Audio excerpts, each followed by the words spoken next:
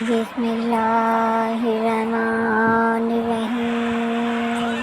حضرت علی: دنیا کا سب سے مشکل کام اپنی اصلاح کرنا اور سب سے آسان کام دوسروں پر تنقید کرنا۔